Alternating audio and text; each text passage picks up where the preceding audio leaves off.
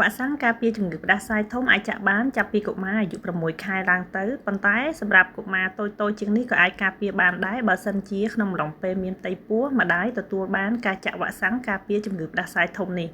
ការចាក់វ៉ាក់សាំងការពារជំងឺផ្ដាសាយធំក្នុងអំឡុងពេលមានផ្ទៃពោះគឺអាចការពារទារកក្រោយពេលសម្រាលរហូតដល់អាយុ6 ខែកាត់បន្ថយនៅការបង្ករោគដោយវីរុសដែលបង្កជំងឺធ្ងន់ធ្ងរទៅលើផ្លូវដង្ហើមរលាកដងសួតឬក៏រលាកសួតជាដើមដូច្នេះវ៉ាក់សាំងនេះអាចចាក់បានទាំងស្ត្រីមានផ្ទៃពោះកុមារចាប់ពីអាយុ6 ខែឡើងទៅហើយនិងមនុស្សចាស់ដែលមានបញ្ហាឧស្សាហ៍រលាកផ្លូវដង្ហើមញឹកញាប់ឧស្សាហ៍ផ្ដាសាយឬក៏អ្នកដែលគាត់ឧស្សាហ៍មានបញ្ហាប្រតិកម្មឬក៏អាឡែហ្ស៊ីសម្រាប់កុមារចាប់ពីអាយុ6 ខែដល់អាយុ9 ឆ្នាំដែលមិនធ្លាប់ចាក់វ៉ាក់សាំងនេះសោះគឺយើងចាក់2 ដងដោយរំលងគ្នា1 ខែបន្ទាប់មកគឺចាក់រំលឹកជារៀងរាល់1 ឆ្នាំម្ដងជាទូទៅក្រោយពេលដែលចាក់វ៉ាក់សាំងហើយគឺត្រូវចំណាយពេល2 សប្តាហ៍ទៅ4 សប្តាហ៍ទើបអាចបង្កើតជាប្រព័ន្ធការពារជាមួយនឹងវីរុសដែលបង្កជាជំងឺរលាកផ្លូវដង្ហើមនេះបាន